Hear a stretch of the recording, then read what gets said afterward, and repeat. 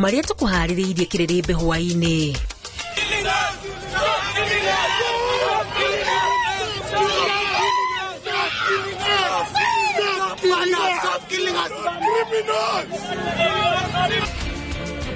Andũ ethĩ gũtabania mĩrũrũngano ya thayo Nairobi kũririkana aruna ao arĩa marakuĩrĩire mĩrũrũngano-inĩ.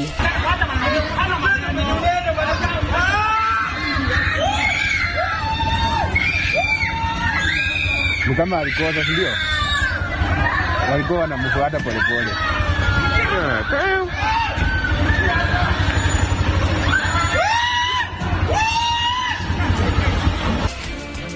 Mũmbunge wa tene wa Nandi Hills Alfred Ketel kunyitwo mĩgwate andũ matoĩkaine akiuma kanitha. Watu wako huru kuja kanisani, waje waombe vile tumeomba, na wakishamaliza kuomba warudi. Wakiwa wanataka mikutano ya siasa wapeleke soko. Na thikabu Katoliki mwena wa Machakos kuga gũtigũkorwo na ũteti kanitha-inĩ ciao.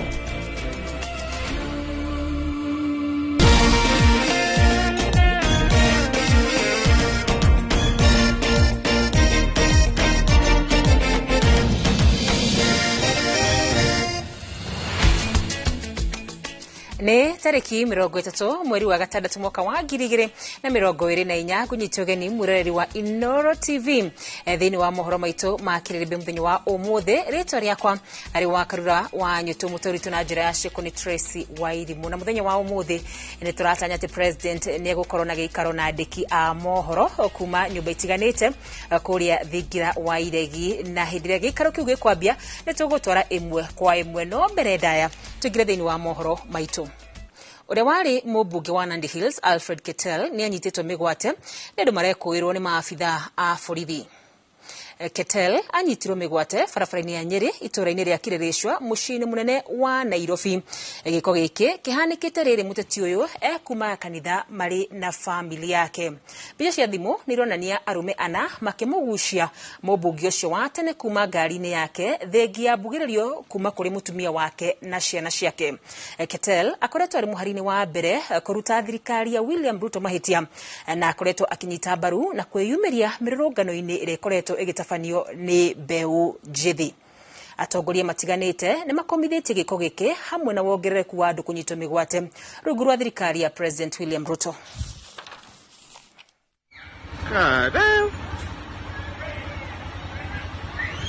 Alikuwa amekosa. Tunaweza nikumata Nĩ ũtabanirie mũrũrũngano wa thayo kaunti-inĩ ya Nairobi kũririkana arĩa makuĩte hĩndĩ ya mĩrũrũngano. Makuĩte mĩcuma na mbica cia arĩa marakuire mĩrũrũngano-inĩ ĩyo mathiũrũrũkire kuma kĩharo-inĩ kĩa Jivanji nginyagia thibitarĩ-inĩ mũnene wa Kenyatta kũrĩa arĩa maguraririo marathiĩ na mbere na kwamũkĩra ũrigiti. Mwandĩki wa mohoro Macewadia ena riboti makĩria.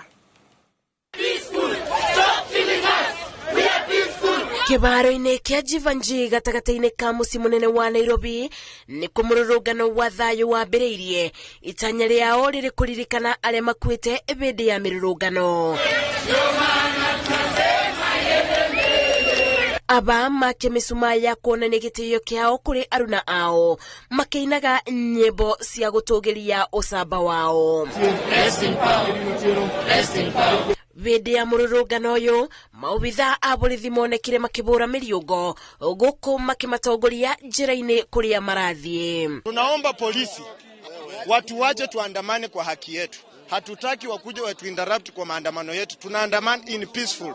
Wakiua mtu tuko nao.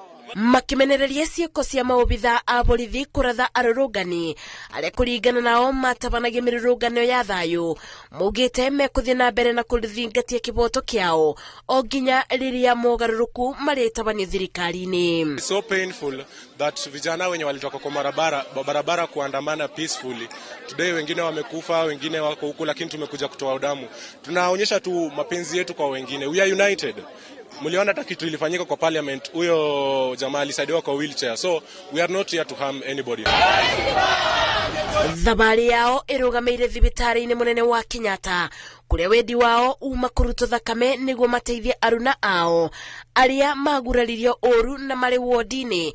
Indi mibango iyo itinathie na mbere amu urugamiriri wa thibitari ya Kenyatta ugite utiuma umenyithitio mibango iyo niguo webange na njira igwete. Nimekuja hapa KNH kuona wagonjwa wetu wenye walishutwa na makarao, na sisi tuna condemn hii scene ilifanyika, na still Tuesday tunajipanga tupige shughuli, na kitu inafanya sana tukiwa hapa majenzi tuheshimiwe, because kuna mambo ilikuwa imefichana hatuwezi fanya, but majenzi tutafanya. Mimi tuna feel sad ati leo tuko hapa kudonate damu ja wase wenye walikuwa tu sawa. By the aibambi. Sasa tunaambia Mr President, please, sisi ni youth na sisi tulikuelect ili utuprotect, atukukuelect utuue na utuumize. Ona guko arorogania yani makiri misuma makiririkana aria makwereire murango-ini wa thibitari ya Kenyatta. Ngeribotera Inoro TV, Jetago Masi, wadia wa Murithi.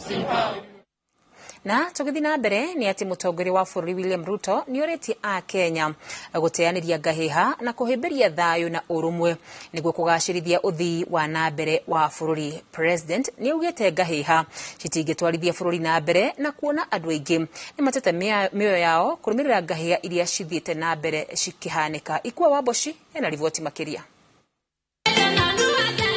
Ari kanitha-ini wa Kwĩitũrũra-ini ria Lolgorian kaunti-ini ya Narok, mutongoria wa bũrũri William Ruto ni oreti a Kenya guteaniria maundu mothe maria magirehe ngahiha, akiuria Kenya kunyitanira na kuaraniria niguo gutuithania maria magomeire bũrũri.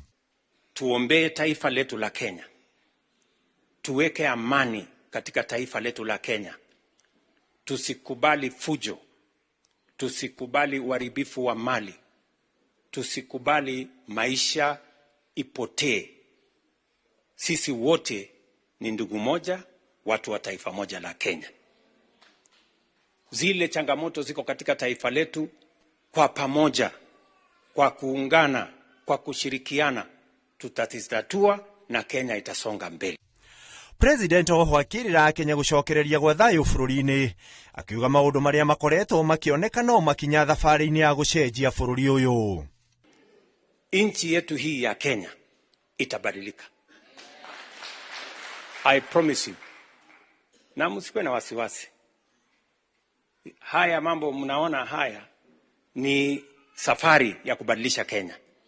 Kwa sababu Kenya hii imekwamishwa siku nyingi kwa sababu ya sisi kukosa kuamua yale mambo ambayo yatakayobadilisha Kenya yetu. Ruto ho agitariria maria thirikari yake ikite makiria hari gutigirira thogora wa muturire ni wacoka thi, akiuga thogora wa indo nyingi ni ugwite na shiringi ya Kenya ikagacira ikiringithanio na dola.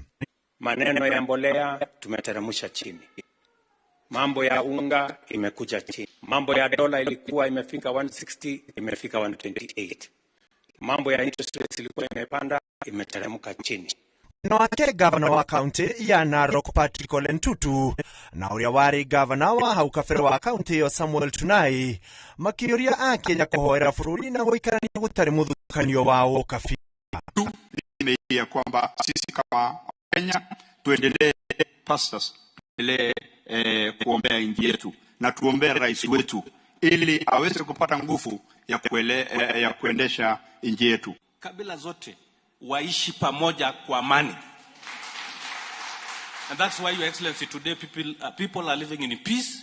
They are coexisting peacefully because tuliweka hiyo mzingi ya kujua kwamba sisi wote ni watu moja, sisi wote ni Wakristo. Handu-ini ha Inoro TV, Jitagwo Ikua Waboshi.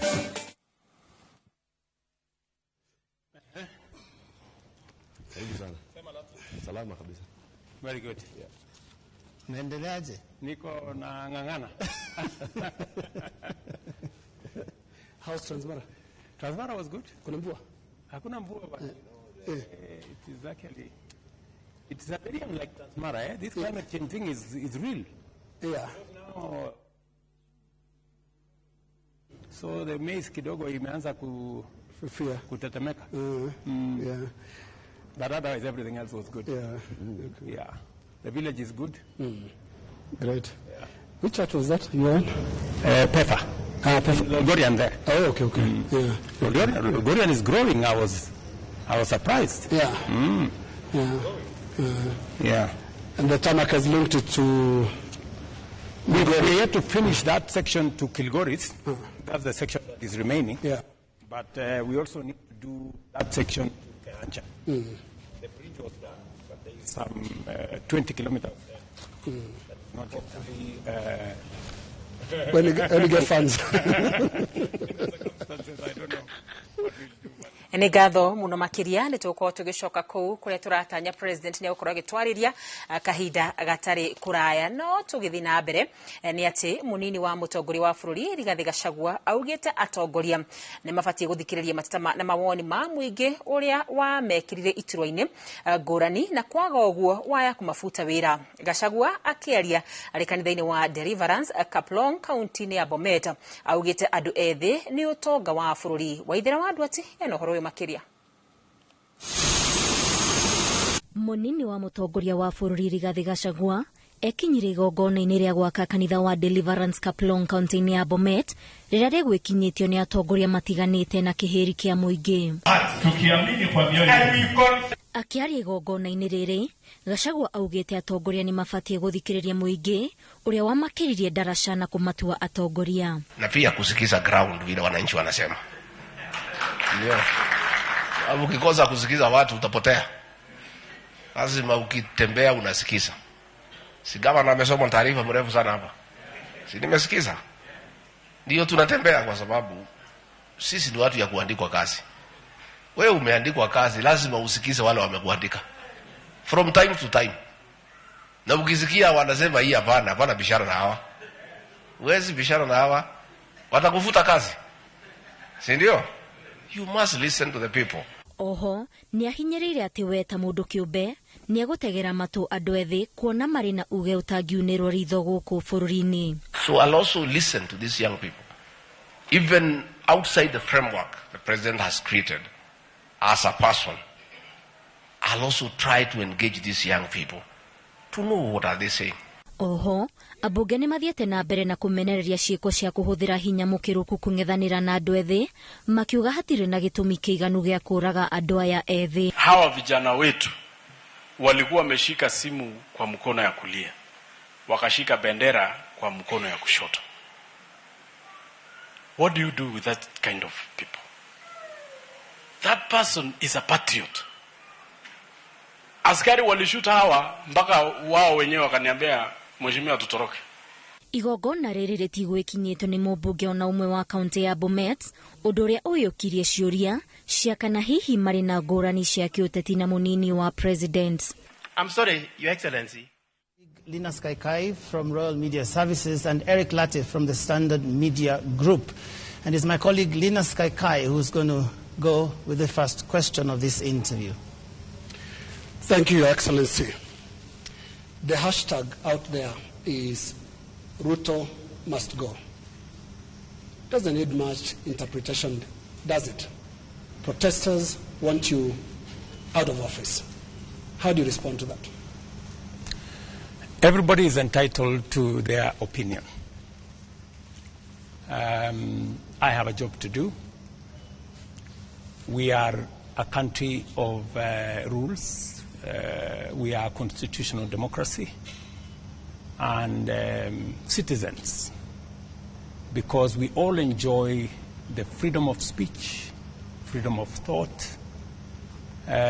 Citizens are free to engage in discourse that they want to, but that is what it is. Those are the fruits and signs of a democracy. But this is no ordinary discourse, Mr. President. Over 20 people are dead. 39 are missing through state-driven abductions. And first, they're asking a very simple question. 24 people dead. Your Excellency, do you have blood on your hands? I have no blood on my hands. 19 people, to the record that I have from the security agencies, are dead. Very unfortunate. As a democracy, that should not be part of our conversation. 2.4 billion of property has been destroyed. The Office of the Chief Justice has been burnt. City Hall has been burnt. Parliament has been burnt. That is the situation. Let's turn lives. Let's turn lives, Your Excellency. 19 let's people turn lives, dead. Your Excellency. We have 19 I said people 24. dead. You said 19. Let's turn lives. And number two, Your Excellency, on abductions. Your Excellency, let's turn lives. There are people who are burying their children, whether they're 19 or 24, and they are watching now, and they want to see how you feel about the deaths.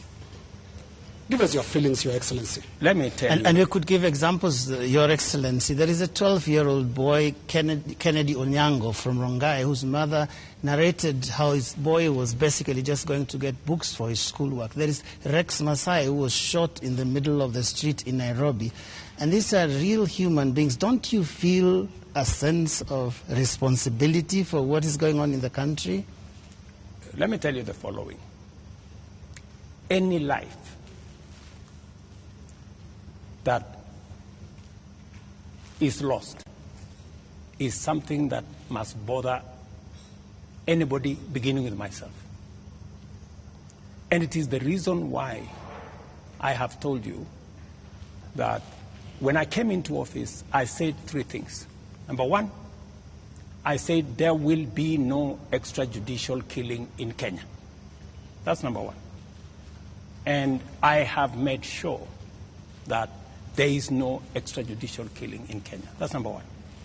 Number two, when I came into office, I said I want an independent police service. And I did sign the necessary instruments so that the police does not need permission, does not need authority, and does not report to the office of the president. The police operational, financial independence, I have made sure that the police don't have to ask me, don't ask anybody. They operate independently. And number four, it is true that children got into situations that they became victims of the demonstrations. What started to all of us, and I have spoken about it, I have said the young people who have stepped forward to engage in the political discourse of their country in a peaceful manner, tribeless, are a welcome development in Kenya. That I said. But let me also say the following. These great young people who have stepped forward to prosecute their agenda, the affairs of the country, I am certain that they did not ban parliament. Criminals and other agents who took advantage of a legitimate concern of Kenyans stepped in, went and banned the Chief Justice's office, went and banned City Hall, went and banned Parliament, and destroyed property of innocent citizens. The parents, Mr. President, what are you telling them? These things have happened under your watch. I am telling every parent, I have kids like they do. And I care when there are issues in town where criminals can take advantage of situations and create a situation where the police have to use rubber bullets, the police have to use live bullets in some cases, because that is what an independent police service has to do. And I am sure the police have a record and have an explanation for every incident that they were engaged in. And here is the incident, Mr. President. Here is the incident, Mr. President. This boy, 12-year-old, took 8 bullets 8 bullets into the body of a 12-year-old boy. What would you tell the mother of that boy? That boy is alive, right?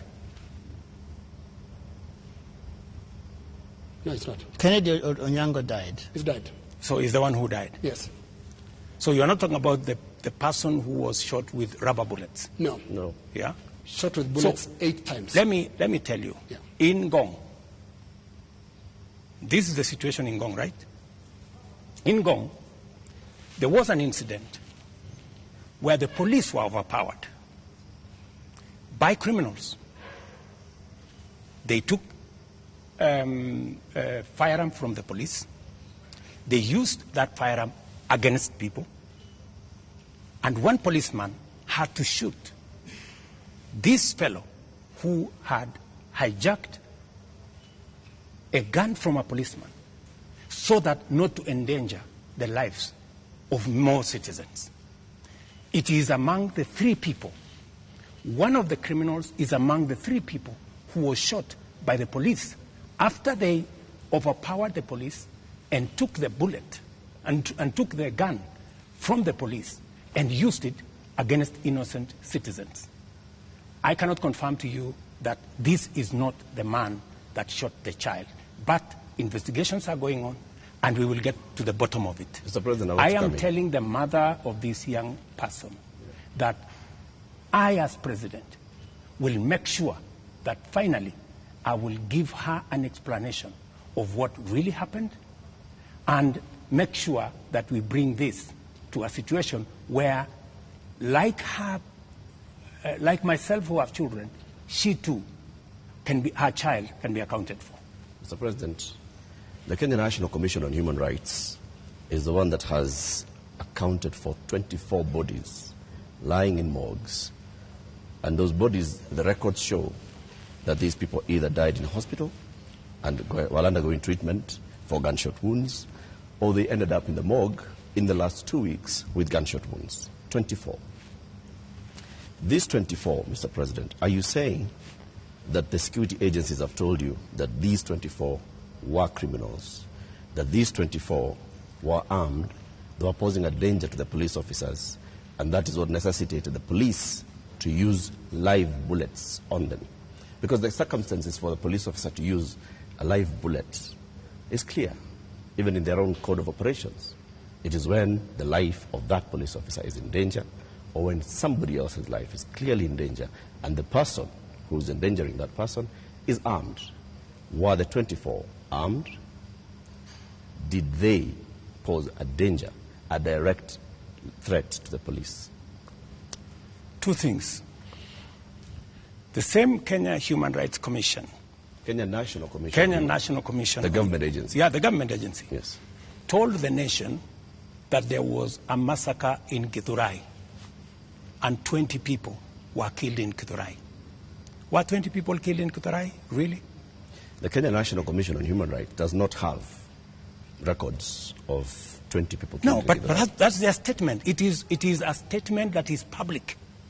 You know? So the same Kenya Human Rights, Kenya Commission, Human Rights, National Human Rights Commission told the country a blatant fake news falsehood that there was a massacre. This 24 is also... Let me, you asked me a question. Allow me to answer. Yes. That's what they told the country. So an organization that can tell the country without verifying that there was a massacre in Githurai. In fact, BBC, on that account, went to investigate in Githurai. And of course, you have read, BBC has said there was no massacre in Githurai. Mr. President, there was one person who was shot by the police. Let me answer. So, an organization that is as reckless as to say there was a massacre when there was none, now is telling us there are 24, the police are saying 19. We will find out where the numbers are.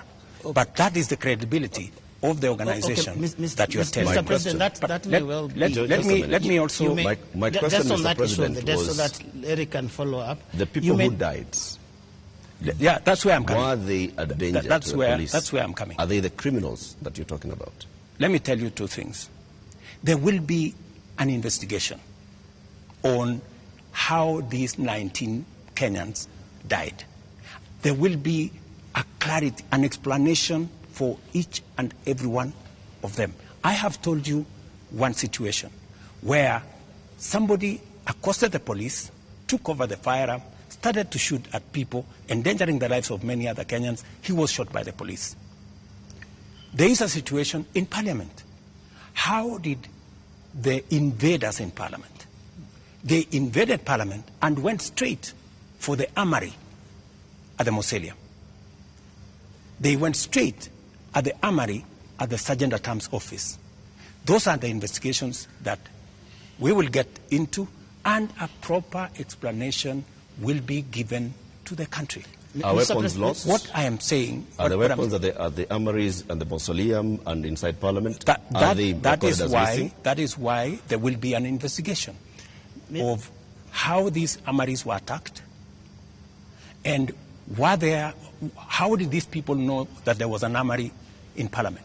Mr. President, you may not believe the Kenya National Commission on Human Rights, but surely you would believe your own deputy who has said there's been a return to extrajudicial killings and abductions, contrary to what you and him promised the people of Kenya.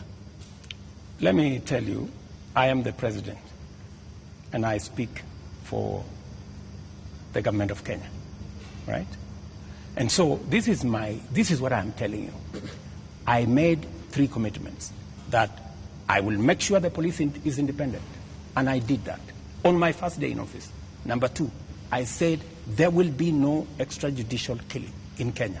I have kept my promise. Number 3, I have told you that if there is any arrest by the police, that does not amount to an abduction.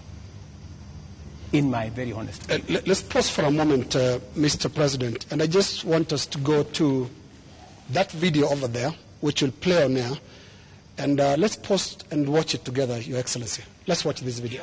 Sell them to the people of Kenya. There are enough intelligent people in Kenya to differentiate what is good from what is better and what is best. Ni jambo mbaya sana kama tutatumia askari polisi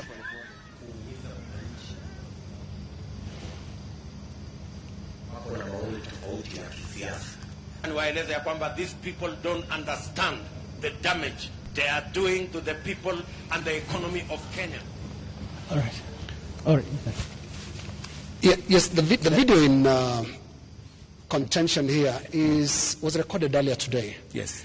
That of former MP Alfred Keter being abducted in broad daylight. Mr. President, before you even talk about the entire incident, the children were screaming, and a sound that we believe belongs to the wife was also heard, screaming in distress.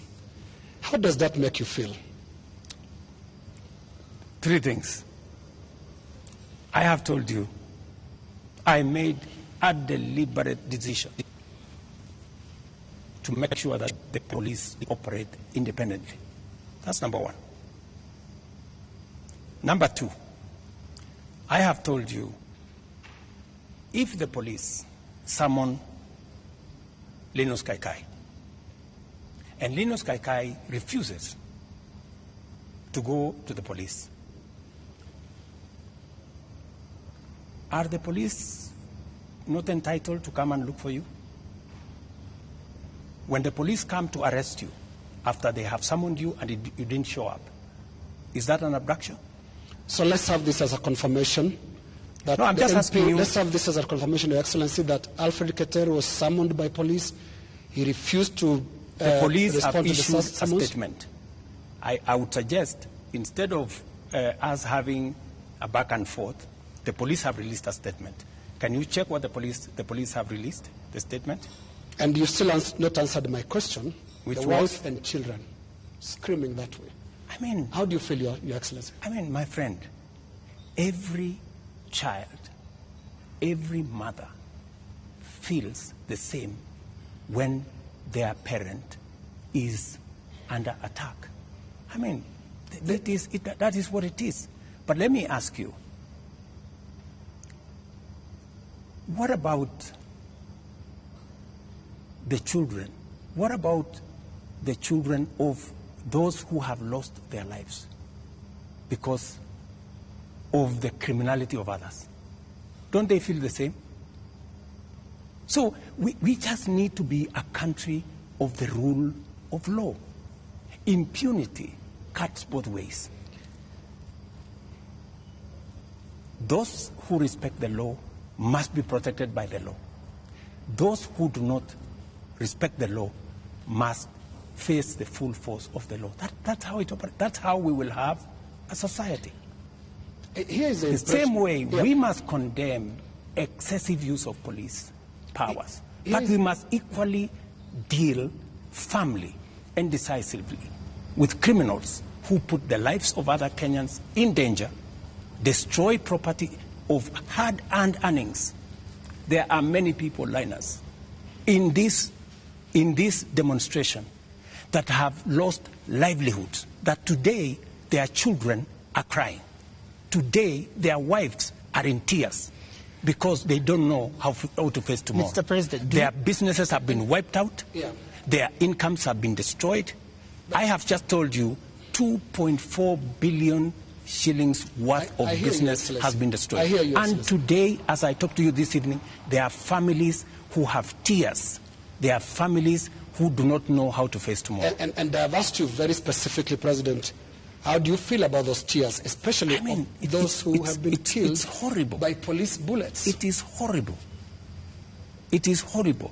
When you find a situation where people are grieving, whether they are grieving because their parents have been arrested, or they are grieving because their hard-earned earnings of many years, monies there, I have on my phone, people who are saying, I borrowed money. My whole loan has been wiped out. My whole barber shop has been destroyed. My whole hardware has been looted and burnt. And they are in tears. So I must equally work with the police to protect all these citizens. And it cuts both ways, Linus. It cuts both ways. Using the rule of law. Absolutely. Let me take you to just step by absolutely step. The rule of law. The rule of law says. The rule of law requires the police to investigate a matter, to, when they have sufficient evidence, present that to the ODPP. The Director of Public Prosecutions takes people who are culpable to court. That's the journey in the rule of law, Mr. President. In the case of 39 people who have been abducted, and the abduction here, we're using it deliberately because of the manner in which the people have been arrested, like we've seen in the case of Alfred Keter. Others who've been picked up from their houses in the middle of the night, and they are held incommunicado for more than 24 hours outside of what the rule of law says. And then they are not taken to court, so they are not charged with anything.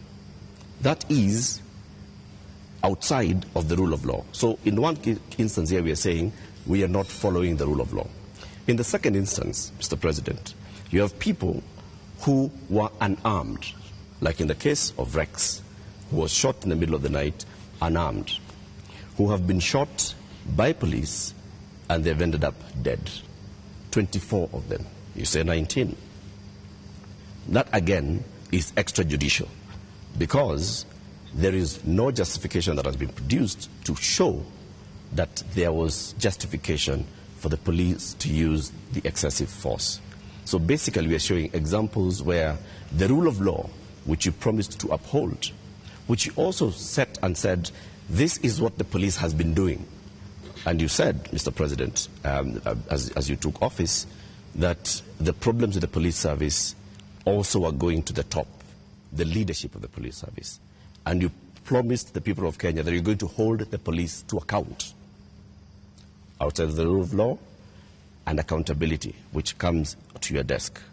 Are you holding the police accountable for 39 people abducted, for 24 people killed, for 627 people arrested and not charged, for 431 people injured by live bullets, rubber bullets, tear gas canisters, police batons? Latif, as I have told you, we must operate within the parameters of the rule of law. And I agree with you. The police must never act outside the framework of the rule of law. They must do that which only the Constitution and the law allows them to do. And it is very clear that any operation of the police outside the parameters of the law, the police will be held to account. Whether it is holding citizens beyond the stipulated time, but I must be thoroughly clear to you. When police arrest somebody, there is a constitutional timeline which they are allowed by the law to hold that person. 24 hours. That does not amount to an abduction. 24 hours. In my opinion. A case in point is what has just been said here about what happened earlier today. And you guys clearly said in this conference that was an abduction. I mean, it's just clear now that it is not an abduction. This is an arrest. And the police have come forward to say, this is the situation, we have arrested this person, and it is just good for us to, all of us, follow the law. And I agree with you. The police must act within the law. But let me ask you one question also, Latif. I have never, in this conversation, which is now 20 minutes in, are you guys bothered about the fact that Parliament was burnt? Are you guys concerned that millions of businesses of Kenyans, hardworking Kenyans, were destroyed? How do you feel? But it all happened. How do you feel? It all happened under your watch, Mr. President. No, but this is at the why end of we the are saying, this is why we are saying you sought to keep us safe. We must be even. You know, we must be even. The police have a difficult job. They have to make sure the peaceful demonstrators are protected.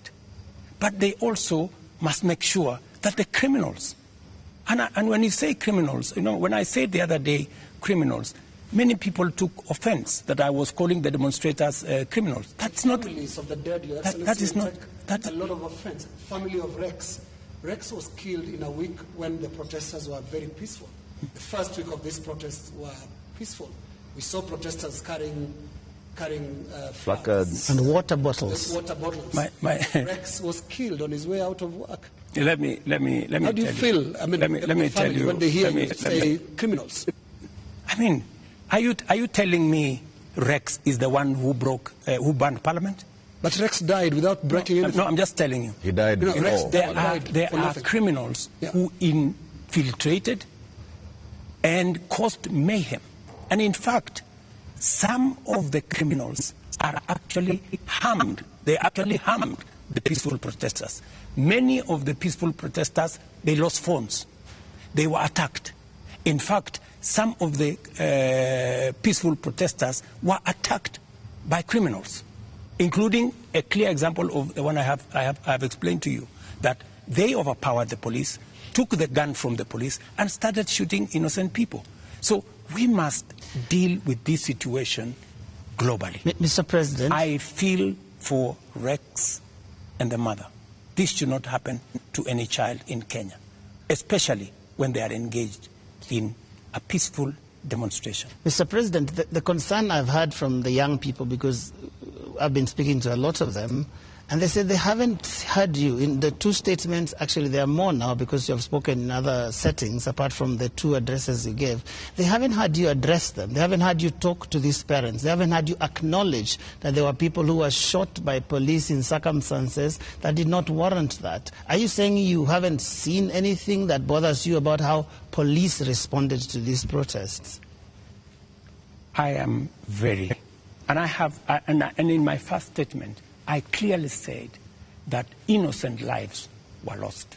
In my second statement, I said the same. There were innocent lives lost. But also equally, as a person who is responsible, I must think about those who are suffering because they were innocent, but I must also be concerned about those who are suffering because criminals cause them immense harm. And that is the balance that I need to be able to lead a country. I must protect everybody. I must protect the protesters, and I must be concerned about their lives. I must also protect innocent people who become victims of criminals who take advantage of a peaceful, democratic process that goes on in our country. Do you feel that you protected all those people in the last couple of days, whether it is people who have businesses, whether it is Parliament, whether it is the people who lost their children? I did my best. If I hadn't done what I did, things would have been much worse. In fact, many people ask me, Mr. President, why did you call in the army? I mean, what choice did I have? I mean, it would have been very reckless of me in the face of the kind of harm people had gone through, the 19 lives that were already lost, in the face of a burning Chief Justice office, Parliament, and the rest of it. I mean, it would have been very reckless of me not to mobilize every arm of government and every arm of our security agencies to protect the country and to protect lives. You acted as Commander-in-Chief. You also acted as President, Head of Government, and the person who took the sword and promised to protect the people of Kenya. You chair the National Security Council, which brings in the head of the police, the head of the intelligence, the head of the military, and cabinet secretaries in those dockets. Did you have information prior to Tuesday that there was going to be infiltration of the peaceful demonstrations by the criminal elements that you've talked about more than once? And if you did, what did you do about it? We had information, and that is why we prepared in the manner in which we did. If we hadn't prepared in the manner in which we did, we would not be counting 19. We would be counting different numbers. Okay. And I am telling you that the level of mobilization by criminals was heavy. In fact, many of the peaceful protesters, many of the young people, very well-meaning young people, left the town by 10, maybe 11, because they realized, and in fact you could hear them in their zelo. They were saying, guys, this is not our group. Let us go. Let us leave. You could hear them. It was in public domain that the peaceful demonstrators all of a sudden realized that the whole thing had metamorphosed into criminality. So there are criminal elements that basically hijacked. So Tuesday, Wednesday, Thursday, Friday, Saturday, it is Sunday. Mr. President, how many people are in custody on account of this?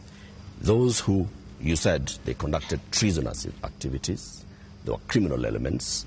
You will see them in court tomorrow. How many people are in custody? You will see them in court tomorrow. The police know what I have a ballpark brief by the police that they have enough people. They have actually, because in Kenya nowadays, you cannot commit crime and get away with it. Those who attacked Parliament are on CCTV. Those who attacked the judiciary are on CCTV. Those who attacked everywhere, those who destroyed people's shops are on CCTV.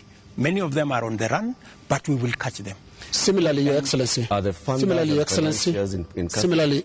So to your question, so the police are at it, because if we don't deal with impunity, we will not have a country. Now, similarly, Your Excellency, you speak of them, protesters being on CCTV.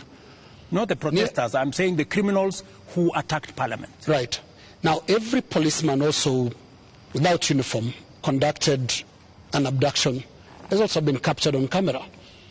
Those who captured Shad Kiprono were captured on camera. Those who captured Alfred Kiter today were captured on camera. and a number of other such incidents similarly, so that because I can hear you balancing. Yes, that's correct.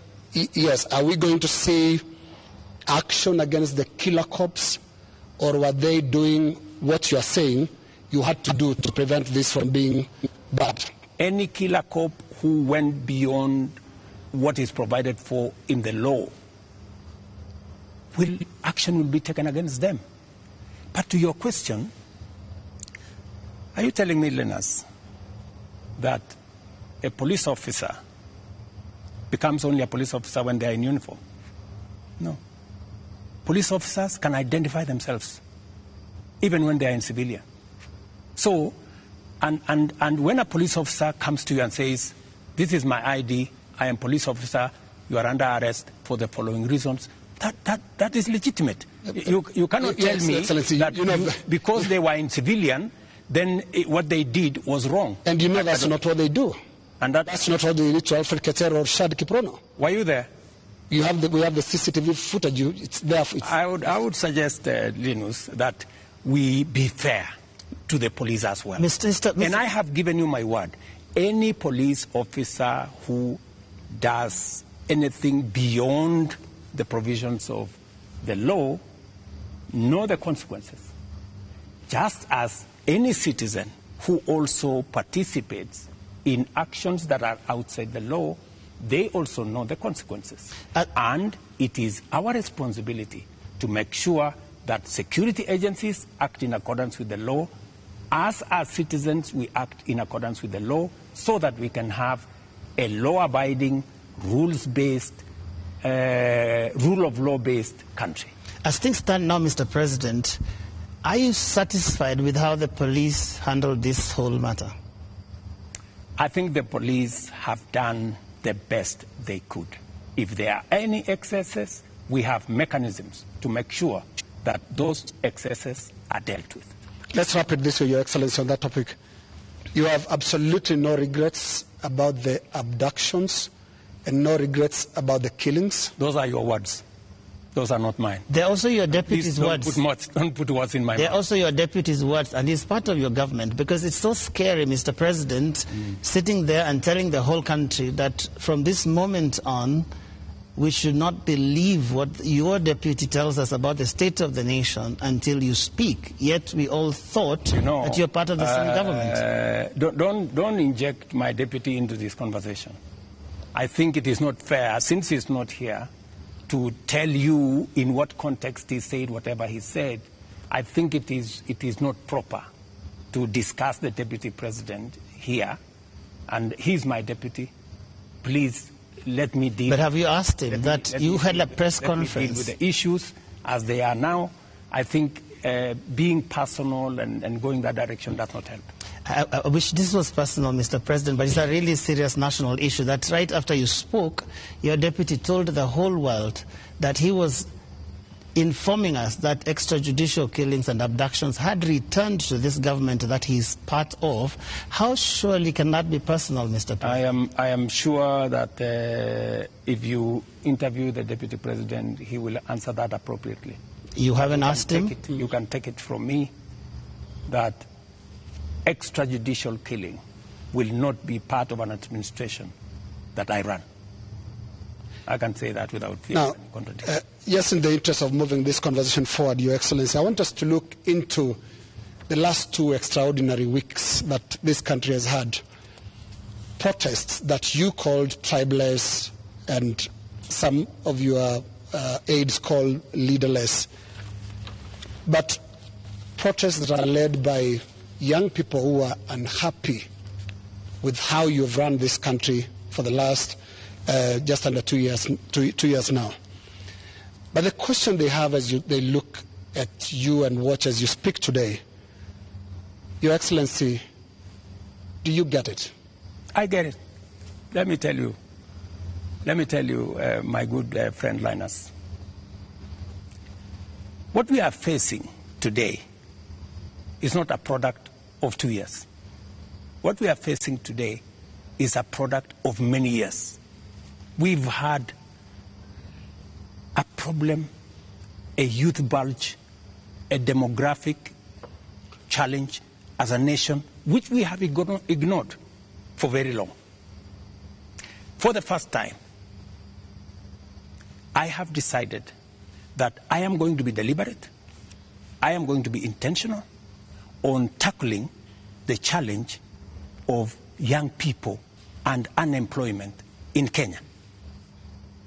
First time, there is an administration that thinks about the young people. Let me give you 3 examples, maybe 4. Well, let's keep it within the 2 weeks, please. No, it's okay. It's the 2 weeks. Yes. But don't look at the 2 weeks in isolation.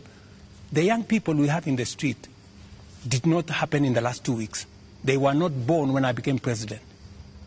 They were not jobless when I became. They did not become jobless when I became president. But I want us to. These are young people who, over the years, we have close to 4.5 million young people who are out of school, out of college, with degrees, certificates, diplomas, without jobs. And that is why I have done 4 things.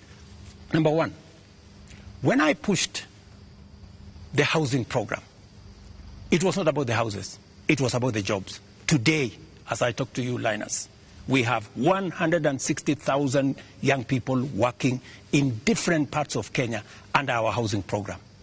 In Mukuru, here in Nairobi, and I challenge you, Linus, to go there tomorrow, there are close to 4,000 young people working who are jobless. Number 2, I have a whole program on digital jobs. I was in Ruto now, with the MP for. Just allow me. Allow me to interrupt you. No, allow me. There are risks on both ends of this interview. No, you told me about Excellency, the young people. To talk about the last 2 weeks. The young people are saying, you don't get it. You don't understand what they are talking about. Now, what is the trigger here? They're saying there was this conversation about the finance bill that your government, until the other day, could not listen to anybody. It's not about the housing project. It's about listening. They are saying yours is not a listening presidency, and yours is not a listening government. How best can I listen to the young people of Kenya if I am not addressing their issues? And that is why I want to tell you, Linus, these young people, what is their biggest issue? They have talents. They have gone to school. They have no jobs. That is the problem. And I am addressing those issues. Housing is one of them. Digital jobs is another. I was in Ruto with Simon Kingara, the MP for Ruto, launching an ICT hub that will is actually hiring already 5,000 young people. Our whole plan, including what was in the finance bill, was to increase CDF by 10 billion shillings to roll out ICT hubs in every ward in the Republic of Kenya, so that we can hire young people, train them, put them on digital jobs. I have a 3rd program on export of labor. Mr. President. I have a 4th program on manufacturing, to be able to create more opportunities for the young people of our country. And we want to inform you, they're no longer just talking about things that can be done to them as a demographic. They are looking at the big picture. Finance bill brought them out. And when did they come in? They came in after all public participation forums were not listened to. Kenya Association of Manufacturers spoke to the parliamentary committee, same thing, and said this is a bad bill. Association of Insurance spoke to the parliamentary team, this is a bad bill. We had a big conversation on national television, this is a bad bill. You did not listen. You had a meeting here with your UDA MPs and at some point told them to pass it as it is. And until the last week, that was the first Tuesday when the protests were there, when now you offered to some amendments. They're saying you're just not listening, and it's not about them. It's about the big picture issues, and we'll come to them, including the question of corruption, which is not really you think? Indeed, Mr. And just to add on to that, Mr. President, respectfully, been more Mr. President, I just want to come in your analysis. I just want to add on to that, Mr. Because I want to add on to because that. let me just finish it. It's the same question. It's okay. The same question, Mr. President. If you went into all the X spaces where the youth are speaking, if you looked at the demonstrations and what they were saying, the placards they are carrying, none of them has talked about we don't have jobs. None of them have talked about the housing jobs are not enough for us. None of them have talked anything about what you have mentioned. So it's not that they are not seeing about the jobs. It is beyond that, Mr. President. And respectfully, I want to put it to you that you're not hearing what they're saying. In fact, they only had after the protests, after all those things you described, that's the time that you came and said, let me tell you the following.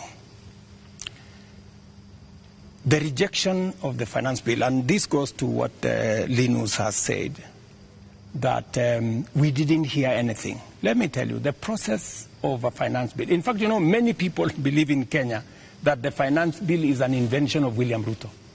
It is not an invention of William Ruto.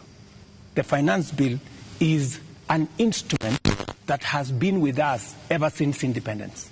Only that we have made it much more transparent. Only that we have brought out more to the public. And that is why there is greater interrogation of what government is doing, especially after the new constitution that made public participation not a sterile provision of the constitution, but public participation to be an integral part of lawmaking, an integral part of managing the country. Let me tell you, when we took the bill, when we formulated the bill, it had 346 billion of new revenue. When MPs went out to the public said, we don't think this is good. We don't think this is good. It was reduced by 140-something billion shillings. It remained just 200 billion. Doesn't that amount to listening? No, it doesn't. That the public said, reduce this by... No, it doesn't, Mr. President. And that's why I said reject it. Just wait. No, we are talking about listening. Yeah. Just relax. We're talking about listening, okay? So the public said, reduce this by 146. We sat down, we cut down the areas, we reduced it to 200.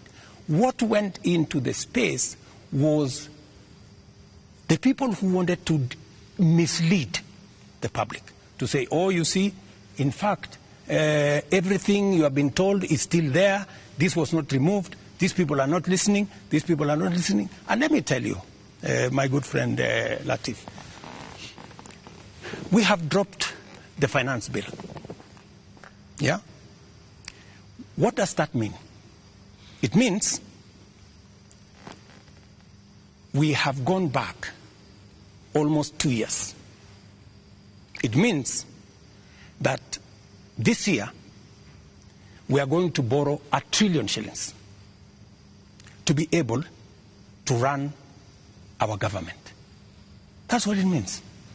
I have been working very hard to pull Kenya out of a debt trap. Mr. President. Let me just allow me, because you know we need to contextualize this finance bill. It is easy, Joe. It is easy for us as a country to say, let us reject the finance bill. That's fine. And I have graciously said we will drop the finance bill, but it has huge consequences. It means we will not confirm the JSS teachers, 46,000 of them. It means we cannot support our farmers with 2 billion shillings for us to make sure that farmers get a fair return of 50 shillings per kilogram, per kilo of their milk. It means we cannot sort out the coffee debts. It means we cannot support the cherry fund. It means we cannot sort out the debts of farmers in Mumias. It also means that we will continue to import potatoes from Europe when we have potatoes in his village. You just told me in Kimana. We have potatoes in Nyandarua. We have onions all over the place. That may well be. I think the problem has been, these are people who are saying they haven't been listened to. You only listen because you said on that night, on that Wednesday night, that is the moment you said that you had realized, Mr. President, that Kenyans did not want anything to do with that bill. And one would wonder, how can that be, Mr. President?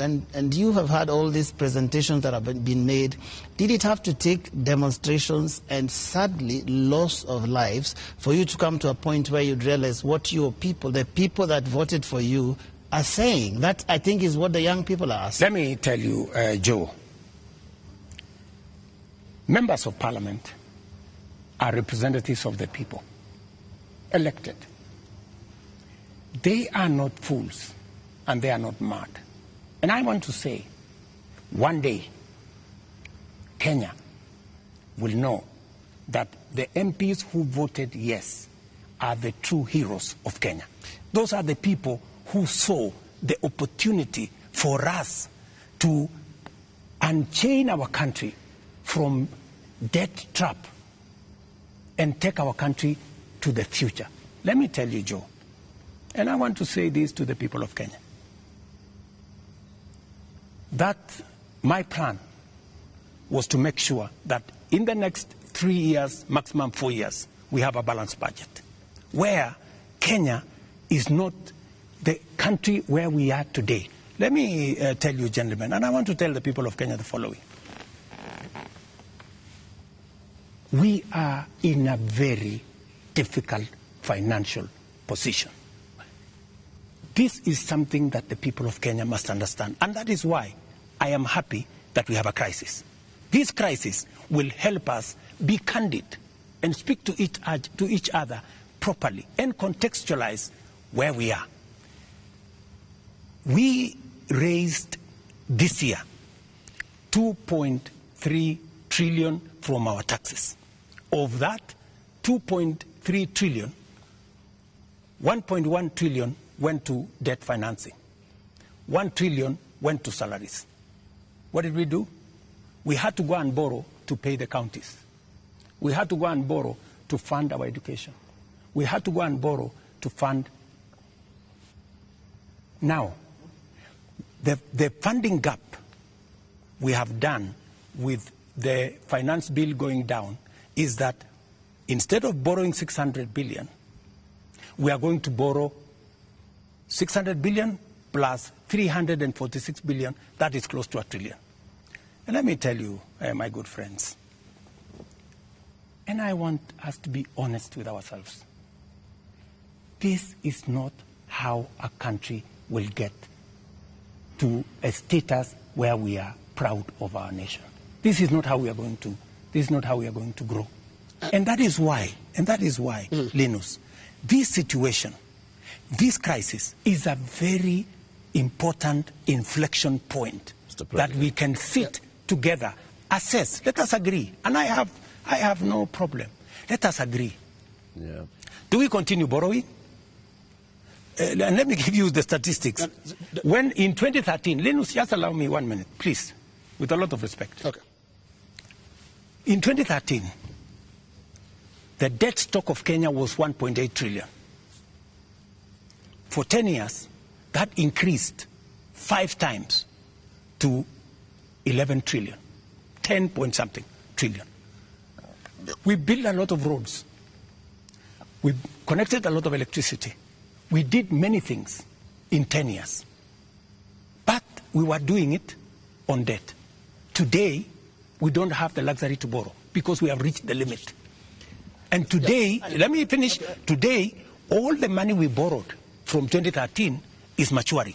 That is why the biggest challenge that we have as a nation is that we are spending 1.1 trillion every year of taxes we collect from ordinary Kenyans to pay debt, and not the whole debt. That's interest alone. Yeah. Interest principal comes to 1.8 trillion this year. So, my good friends, and yet you want to tell me, William Ruto, don't collect domestic taxes. go borrow more money. No, Mr. President. That's not what they're saying, President. And What is the alternative? Yeah, and I just wanted to come to one. No, what is the alternative? Just help me there. Yeah. Because there are only two things you can do. Either you raise money from taxes or you borrow. Period. There is no magic here. There are Kenyans, Your Excellency, right now who do not listen to all that. Yes. They are not interested in that. That's okay, but that's the reality. But I need if you are not, if you do not want to listen to hang reality, on, Your Excellency, hang on, Your Excellency, because I need you to address a very important issue here, and that is one of a trust deficit.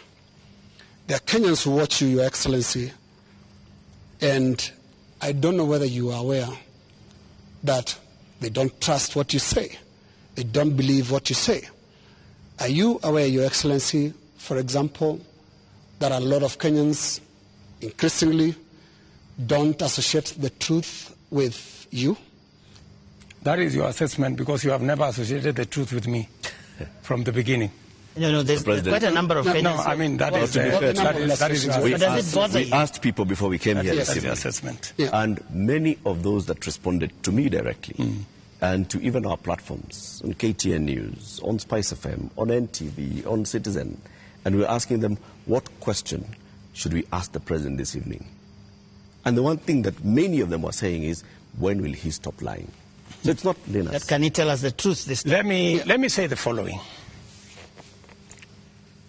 I told the people of Kenya that I would reduce the prices of fertilizer from 7,000 to 2,500. I don't know how that is a lie, because they buy it at 2,500. Okay. I told the people of Kenya we're going to have a housing program. A housing program is underway in Kenya. I can tell you, Linus, that whether you believe me or not, facts will not change. Yeah, and facts are not changed by who says it. And allow me to step back a bit, Your Excellency. And facts are very stubborn. Allow me to step back a bit. Yes. And what I'll do is we'll play clips, just a little combination of clips of yourself speaking not too long ago, and I want us to listen to that. I'll stand out of the way because you said it's me that doesn't associate the truth with you, and I would like you to respond to yourself, to the clips that we are going to play. But you see, Linus. Let's watch that, Your Excellency. I think, Linus, yeah. You don't bring clips that are in a biased way. You know, you select maybe something that has not happened. No. Can you be fair and select clips across the board? What I said and has been done, and what I said and maybe has not been done. So let's watch that. Maybe you can watch that. Waeleza ya kwamba these people don't understand the damage they are doing to the people and the economy of Kenya. Kwa hii taxes wanaongeza usiku na mchana. Na mimi nataka niwaulize watu wa hapa Manga, tafadhali, mkiona tumesimama hapa mbele yenu, tunawaambia ya kwamba tutengeneze hiyo serikali inakuja ambayo inaelewa lugha ya mwananchi wa kawaida. If you have good ideas, why do you need the police? Why do you need blackmail? Why do you need intimidation? If you have better ideas, sell them to the people of Kenya. There are enough intelligent people in Kenya to differentiate what is good from what is better and what is best. Ni jambo mbaya sana kama tutatumia askari polisi kuumiza wananchi wasio na hatia, eti kwa sababu wako na maoni tofauti ya kisiasa. Waeleza ya kwa I agree with that. It is not fair to use the police to harass citizens who have a contrary opinion. And that is perfect. That's what they're accusing you of. I still believe that. That's what they're accusing you of. But you don't tell me that...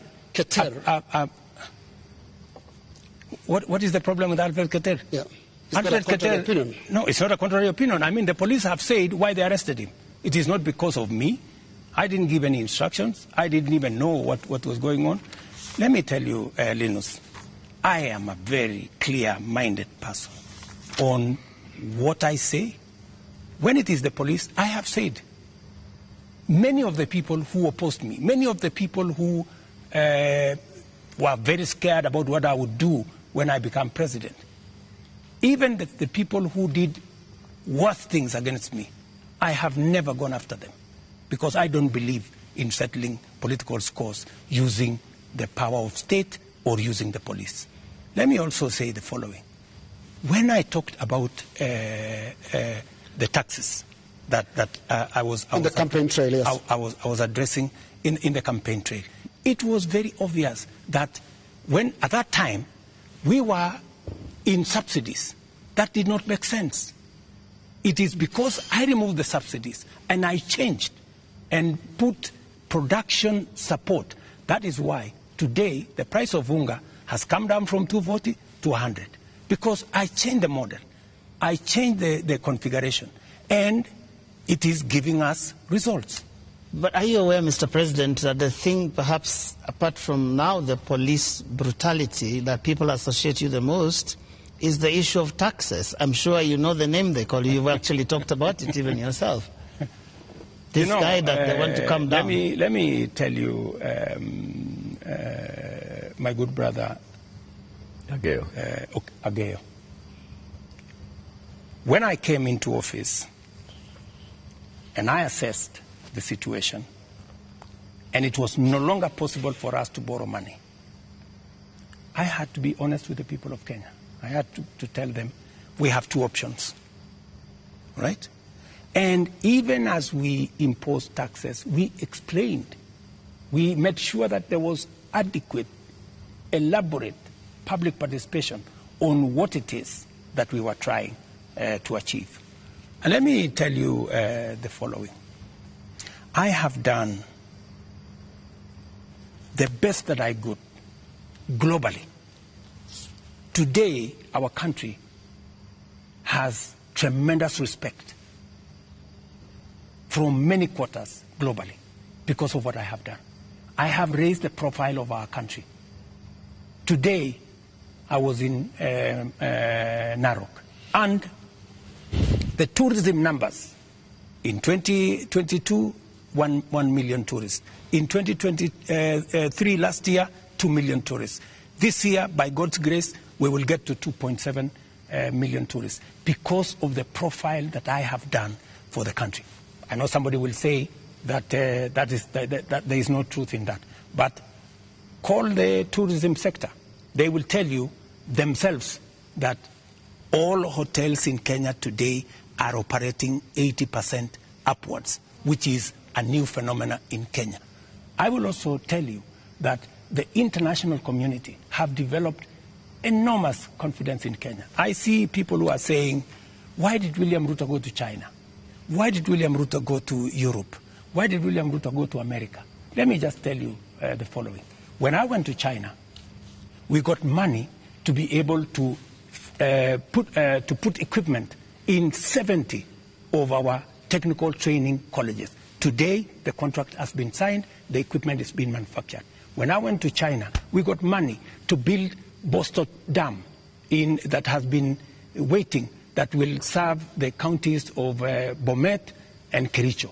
When I went to China, we got money to build, we got 30 billion shillings to build roads in Nyandarua, in Kirinyaga, in 8 other constituencies in Kenya.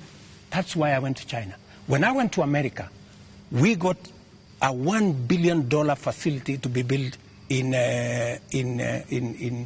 Naivasha that is going to be the biggest data center in Africa, funded by UAE, working with Microsoft and Kenya. When I went to the US, we also agreed Kenya became the only country in Africa that is going to benefit from the CHIPS Act, where we will be manufacturing computer chips with other countries. Kenya will be among the first, will be actually the only country in Africa that will benefit from that. And so many of the young people who I see today, those are my targets for the future. So it doesn't bother you that there's this tag on your head as a president who has overtaxed Kenyans, and that the sufferings that we are going through is because of excessive taxation that you have imposed on Kenyans? That is what I was asking about. You see, if I am called Zakayo, yeah, because I have explained to the people of Kenya that the option we have is if we continue borrowing, we will go down the cliff. If that is what is going to take Kenya to be saved from a debt default, I don't mind being called Sakaya, because it is a sacrifice worth making. Mr. President, every morning on Spice FM, we have 4 hours of a talk show. And many times we ask people, even those who come to the show, to tell us what is it that the nation is saying when we are seeing people out on the streets. And many of them, even when we said that we were coming, you have invited us to come and have this conversation this evening, they said, tell the president that he's tone deaf. And we ask why and how. And they say, when William Ruto took over as president, he took over a budget of 3.2 trillion shillings. He went to Parliament and he said, Honorable Speakers, I believe that this budget is too high. We should cut it by 300 billion shillings. So you believed, barely 1.5 years ago, that you can run the country with 2.9 trillion shillings. Barely a few months, you went to Parliament and requested to spend 3.6 trillion shillings. This year, you went to Parliament and initially requested to spend 4.2 trillion shillings. And what do they see in return? They see extravagance in government. They see a government that is pushing gung-ho to employ new people called CASs. They see a government that is purchasing new motor vehicles and trips that are extravagant. They see opulence with those that are close to the president appearing in public carrying wads of cash. They see condescending attitude from those who serve in this government when they're asked, why are you spending? And they respond the way they respond. Your advisors speaking the same. And so they see a government where the president is telling people, we are going to live within our means. We are all going to tighten our belts. We have austerity. They end up with their children not going to school because for months JS teachers are on strike. They end up with, right now, 91 days where clinical officers have not been to work. 91 days, Mr. President. We ended up with intern doctors going on strike for weeks because the government says it has no money. We end up with people going to the hospitals and there is no medicine.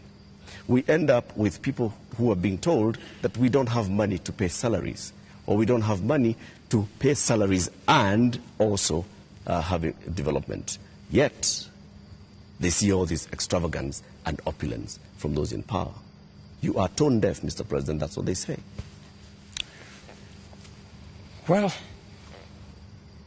I guess that's why we must have a conversation.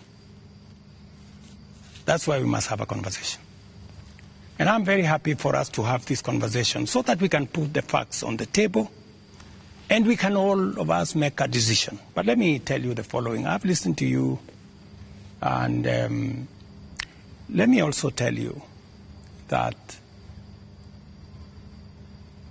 today the universities which were almost closed, they had debts of 60 billion shillings. I have enhanced their budget by 40 billion shillings, the universities, because education to me is very important. It is the greatest equalizer. Today, the universities can confirm to you, and I was sitting here with the vice chancellors, that I made the right decision because we are funding the universities better. Let me also tell you, I took the decision to hire additional teachers, 56,000. It has never happened in the history of Kenya. Why? Because education is the greatest equalizer. Many parents in rural Kenya take their children to schools that have no teacher. And we are disadvantaging them. The children of the poor get the worst form of education. They have no chance.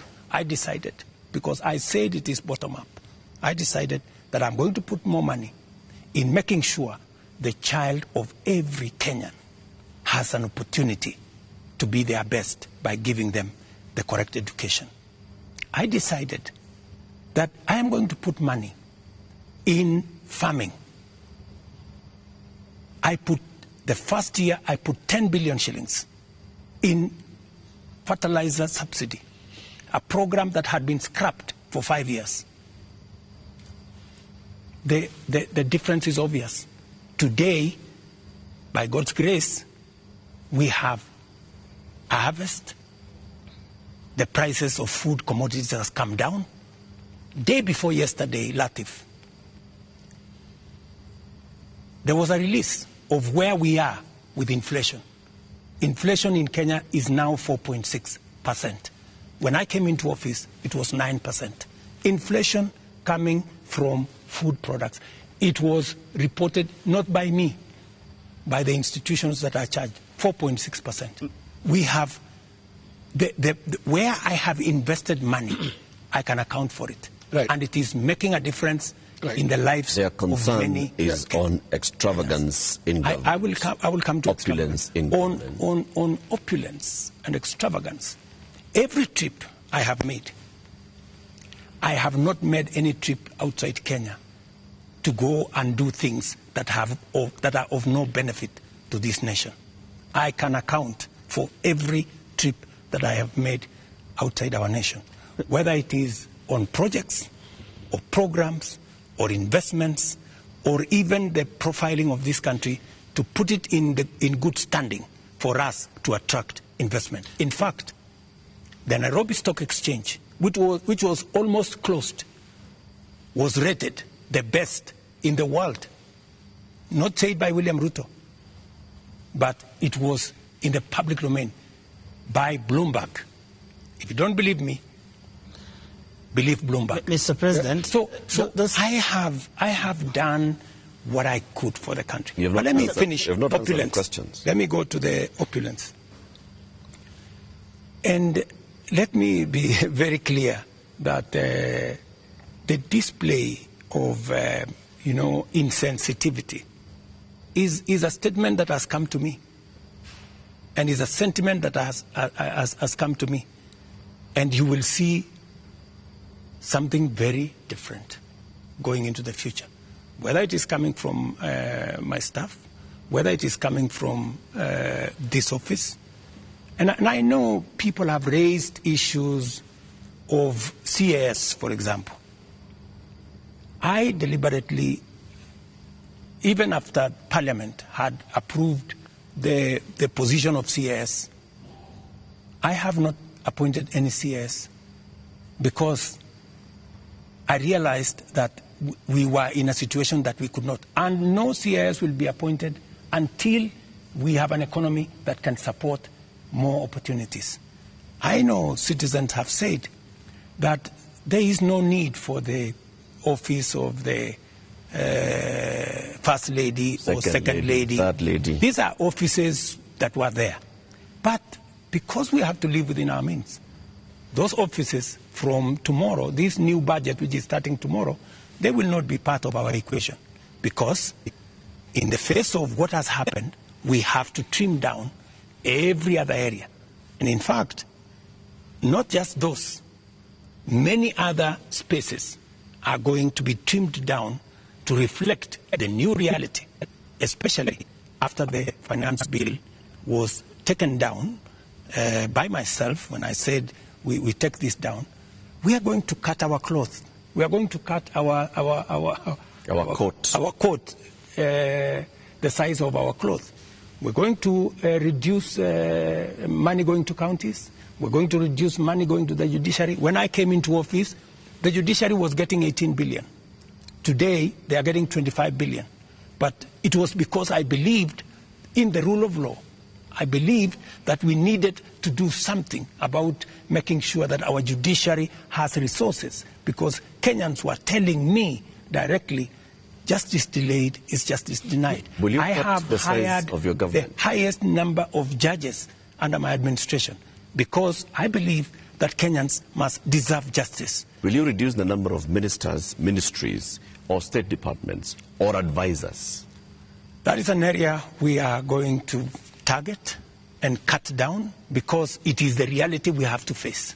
Mr. President, when things like this happen elsewhere, this is a whole finance bill that's been taken down. Correct. You have people who have been advising you on financial matters. You have people who have been advising you on political matters, listening to the people. You have advisors who have talked down at Kenyans, who have called them spoiled kids, KFC, Java, and whatnot. And you have people who have been around you talking into your ear with regard to some of these things. And many people have ventured to actually say that this amounted to a vote of no confidence. Is there going to be some kind of shake-up that actually acknowledges that this is not where we should have been, and therefore, I am sorry, Kenyans, and this is what I'm doing about it? Because short of that, how are we to know that we will not find more of the same? Watch this space. There are those who have said now that clearly there are many people who have lost confidence in Parliament.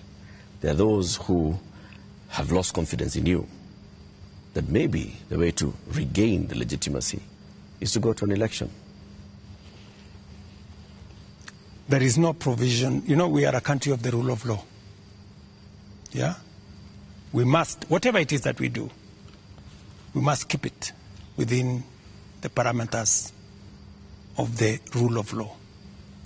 And we cannot take what has happened over the last 2 weeks or thereabout and say we are going to abrogate our constitution. I think we will be going towards anarchy. And I don't think that is where we want to take our country. There is a demand on me as president, and I have said, because of where we are, because of what has happened, there is going to be a thorough cut down on many things, whether we are talking about allowances, maybe even we should have a conversation around salary. We had a meeting here with MPs, and even them, they are persuaded maybe it is time to ban Harambes so that we remove avenues of people participating in largesse, demonstration of, opulence. And I want to tell you that I am going to take action. I am going to work on this. I know what we should do, but I am also not going to be reckless and take the country into a crisis. I will make sure that I act responsibly and listening to what the people of Kenya say. I don't know if this will preempt you, Your Excellency, but one of the most serious concerns that have been coming out, including in the Gen Z demonstrations, is the question of corruption. And right through this interview, you've not mentioned the word. And even as you go into that, I want to give you two illustrations. Kenyans dealt with or encountered the problem of fake fertilizers, and you never took action against your cabinet secretary for agriculture. Before that, we had the scandal around the importation of edible oil, which, Your Excellency, we don't know where the edible oil is to date. I don't think it ever found itself to the market. Again, there is a cabinet secretary in that ministry. And also, what got into the market was condemned sugar. And when we look at all the information around these three cases, these are people close to you. They're cabinet secretaries. And so you are unable to take action against them. So why should you be trusted now to act? Because there are those who read and say you are really a hostage of those who campaigned for you to become president. They get away with anything. Three things, Linus. We hadn't reached the question of corruption. So don't unfairly accuse me that I have not spoken to it. I am ready to speak about it. So that's number one. Number two, I fired the CEO of KEBS when the sugar thing came up. Number two, on fake fertilizer, the minister, Mithika Linturi, was taken through a process in Parliament. The CEO of National Cereals Board, the General Manager of National Cereals Board, and other 7 members of staff are in court as I talk to you. The people who signed the contract, they are in court. You spare big fish and roast the small fish. No, let me just finish. Yeah. Because I need, Linus, I am a fair person, and I am a believer in the rule of law. Even though I may not like you, but I must respect that there is a due process. The moment, we will have a minister who is charged in court, meaning there is evidence that they have participated in crime. Believe you me, I will take the action that is necessary. But if somebody is taken through a process and that process comes out without an indictment, I mean, surely we must give somebody the benefit of doubt until it is proven. And the fact that the CEO, general manager, and all the people that were there who actually evidence was found have been arraigned in court. Isn't that a step in the right direction? What a political responsibility. What a political responsibility. Let me finish. And then number 3, the other one you asked me was edible oil. The people who are involved in edible oil, I fired them, and they are in court. We have a new management in Kenya National Trading Corporation. In fact, we've just hired a new management for the Kenya National Trading Corporation. So those are actions that I have taken.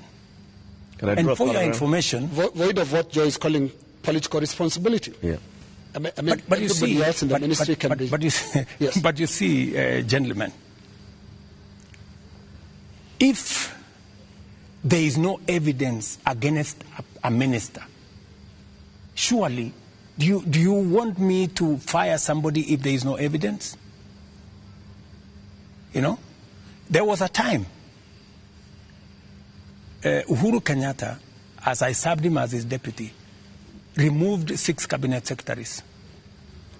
But eventually, they were found that they were innocent, and we had to appoint them to be ambassadors. So some of these, actions must be tampered with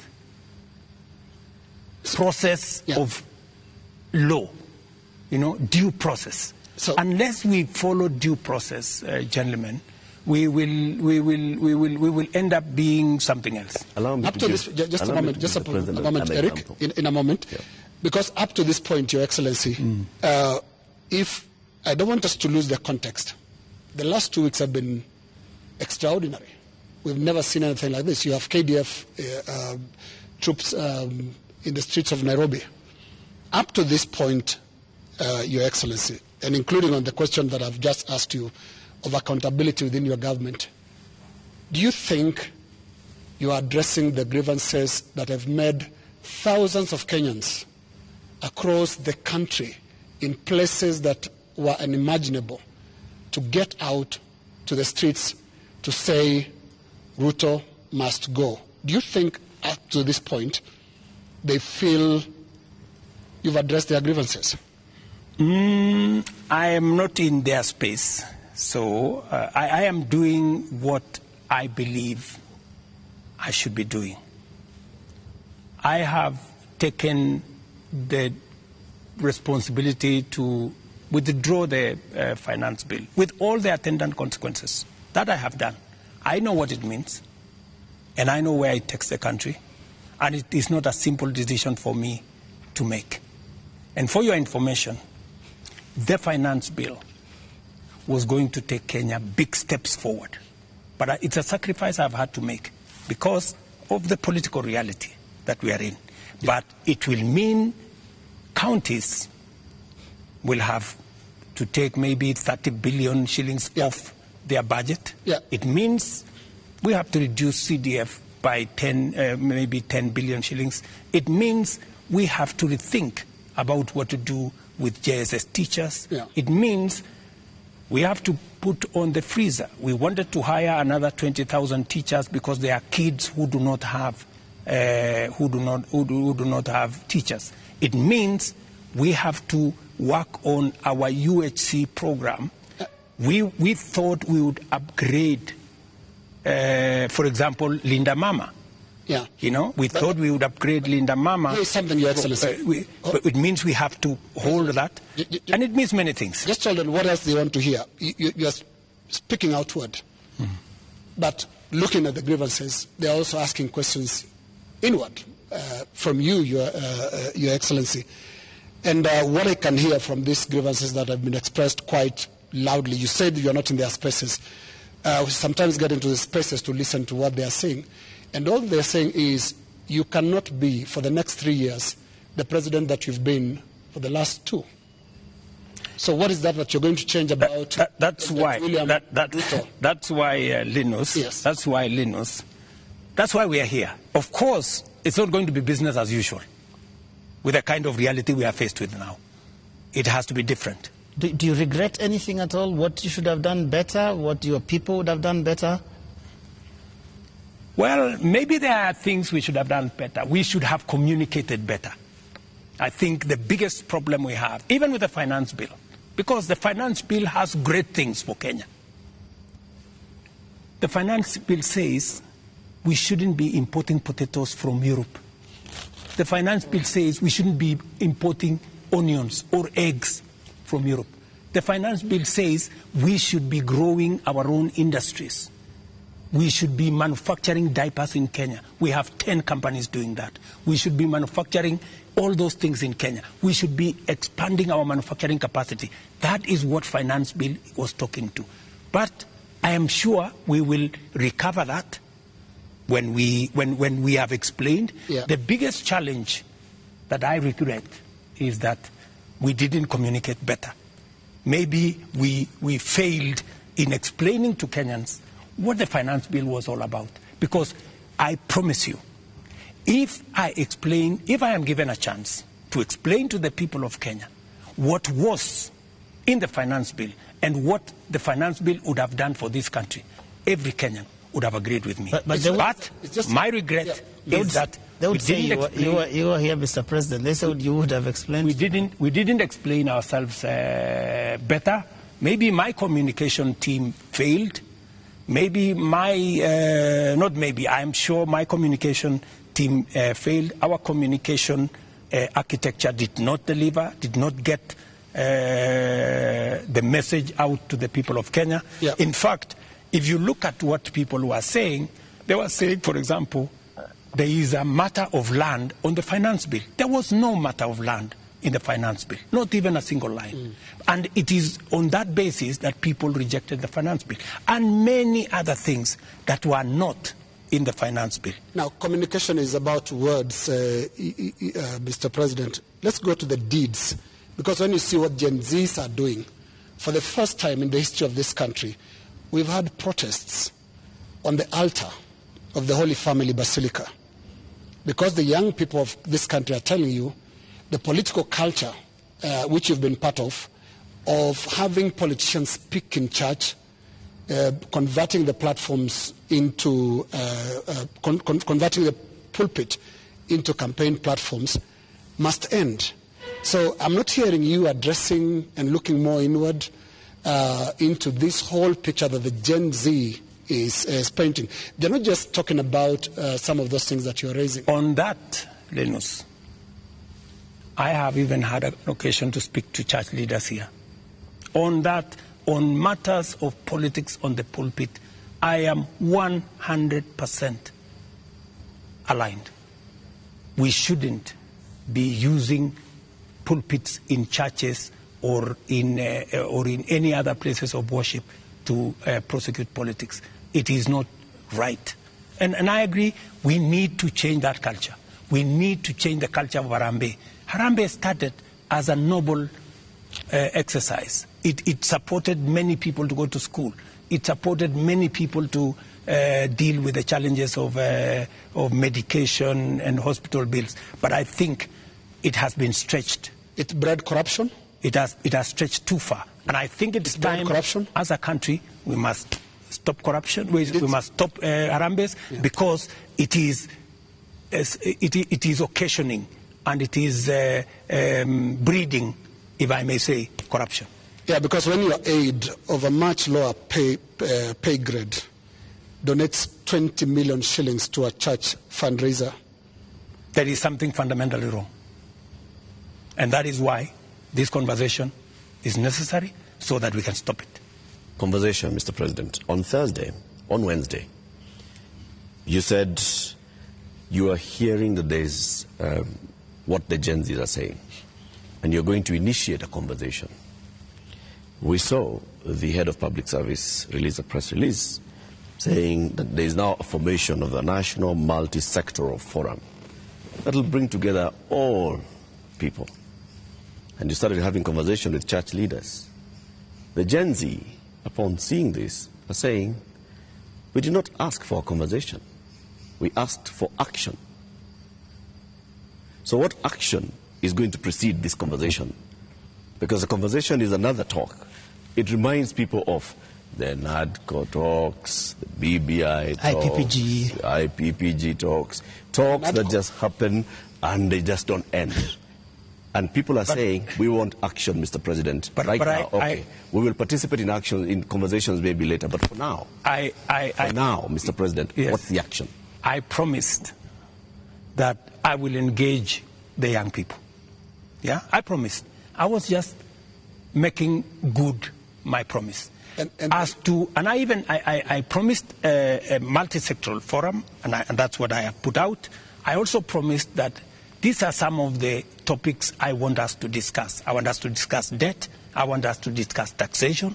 I want us to discuss unemployment. I want us to discuss corruption. I want us to discuss these issues. And it was a suggestion, and I am open. I am hearing that the young people are saying, we don't want a multi-sectoral forum. Maybe we should have an engagement with the president on X. And I am open to having an engagement with the young people on a forum that they are comfortable with. If they want me to engage with them on X, I will be there. At this point, Mr. President, do you think you know what the young people want? I have many young people in my house. Are they telling you all is well? The same ones that are in all these other spaces. And they want an engagement.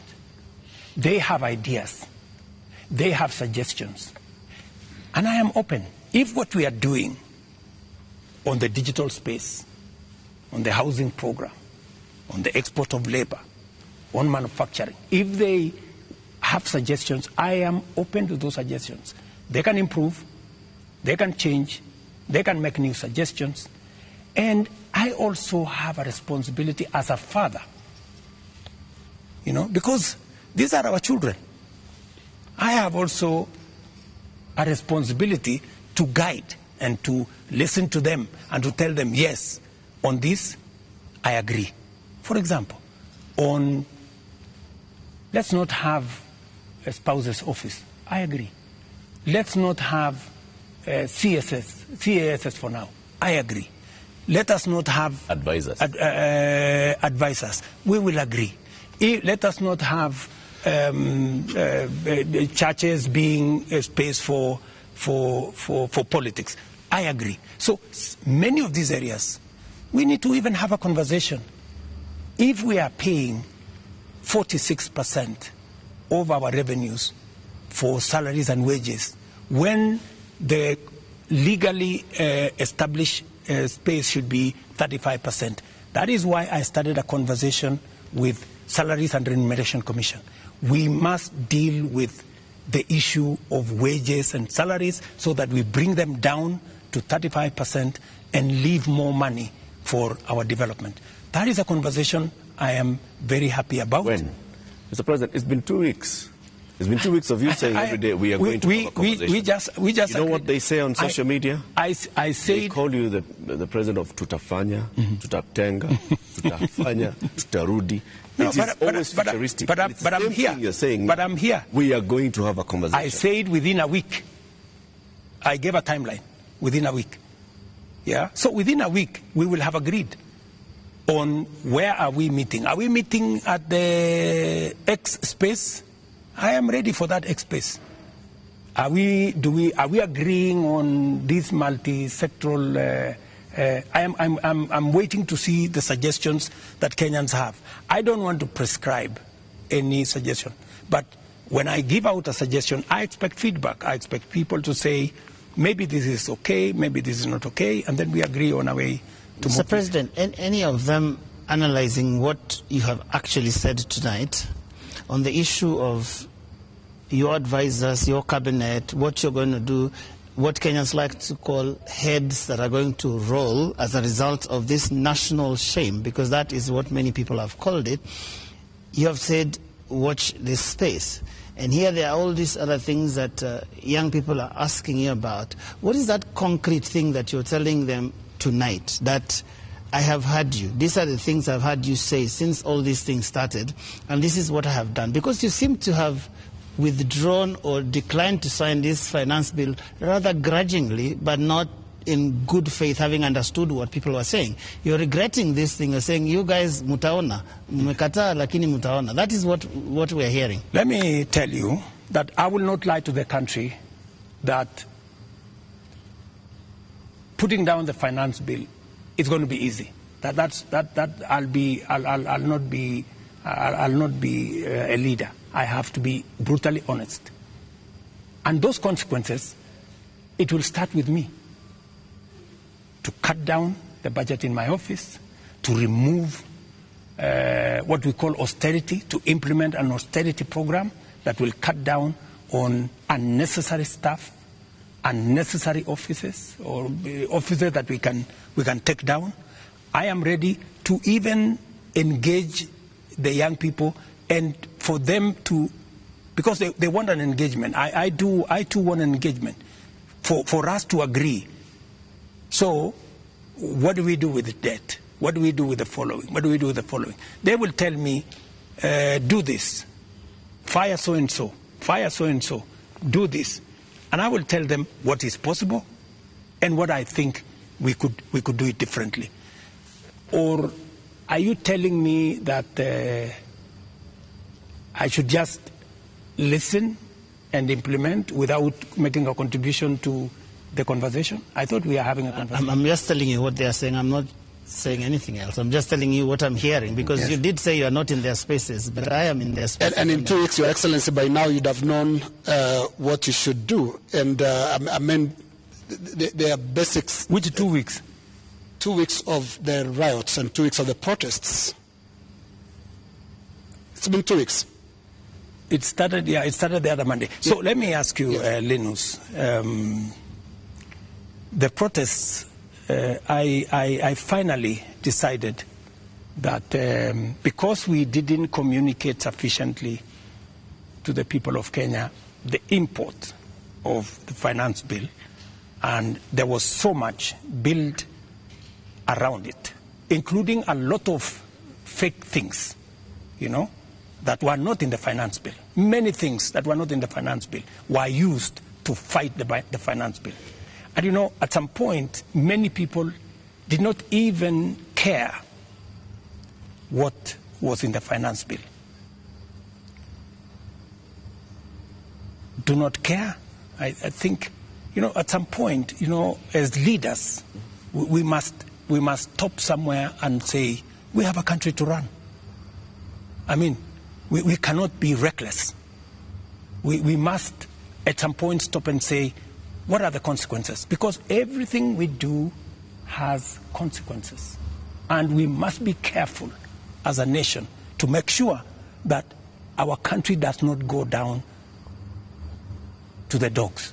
And believe me, countries, have gone in the wrong direction. And we must be careful. And I don't want to be the leader that took the country in the wrong direction. We must be measured. We must be careful. We must listen to the young people. We must listen to other views and be able to make a carefully well thought out plan for the country out of where we are. Yeah, but what if the protesters are actually saying something in totality about your government, not just about the finance bill? It's not about just the finance bill, is it? Linus, as I have told you, we are a democracy. The people of Kenya can make a decision. Yeah? And I am perfectly, alive to the fact that when the people of Kenya finally, the same way they decided to elect me, when they make another decision, we will comply as the people of Kenya. That's what a democracy is all about. People can vote in a government, people can vote out a government for whatever judgment the people have. So I want to be very clear to the people of Kenya that I will do my best to make sure that I tell the country the truth and I take the country forward. And I am committed to that. And I can see Kenya changing. If I had managed to pass this finance bill, Kenya would not be the same. We would take this country to the next level. The kind of investment I have made, the kind of collaboration with many friends that we have done, we would begin to see this country soaring into the future. But all is not lost. Maybe we have taken one step back. Sometimes maybe it is necessary to take one step back to be able to take many steps forward. And that is my thinking of this situation. But surely it must bother you, Mr. President, that 2 years ago you ran such a euphoric campaign with things like Hatupangwingwi, and 22 months down the line, your State House is surrounded by the military. The military, tanks, scary as they are rolling on the streets of major cities. And as we sit here today, people are saying Ruto must go. Surely that is such a fast slide. There must be something that causes one to pause and say, how did we get here? What happened here? And one would have expected an earth-shaking statement tonight that tells the country, I get it. Something has shifted in a major way in our country, and I'm also shifting as your president who's listening, and this is the new direction things are going to take. Let me tell you, Joe, I came into office at a difficult time. Yeah? We have a combination of coming out of COVID. We have a serious drought that hit our country. We had interest rates that went up everywhere. We went into a very difficult situation. What did many countries do? Many countries went and defaulted. And I don't want to mention countries because it's not right to mention. But almost 8 countries in Africa went down. Many people expected Kenya to be among the 8. But believe you me, I have carefully managed the economy of Kenya. Kenya is not among the countries that have defaulted. If anything, we have running programs in Kenya. We have a whole housing program that is running. We have a whole digital program that is running. We have made changes in our education. We've hired more teachers. We've made sure that we have a new funding model for our universities. We have supported our farmers. We have reduced the cost of living. We have done many things, even in the context of all the challenges that we have had. I am telling you, I came in, and I believe I am the right person to be in this space when Kenya is in a difficult position, because I believe I am the person who can sort out the challenges that faces Kenya at a point like this. But when the public and the protesters, the Gen Z, some of who actually formed the base of your election campaign, are telling you, we are disappointed, you've not delivered. Hashtag Ruto must go. What do you tell them? Let me tell them the following. Good friends, the young people of our nation, my sons and daughters who supported me to win the election. I hear you. In fact, I think it was on your headline, a gentleman from my village who was saying, the president has let us down. Many children in this village are not getting jobs locally. That is why they are going abroad. Little did he know, my good friend from my village, that the children, the 500 of his colleagues around our village, are actually part of my plan on export of labor.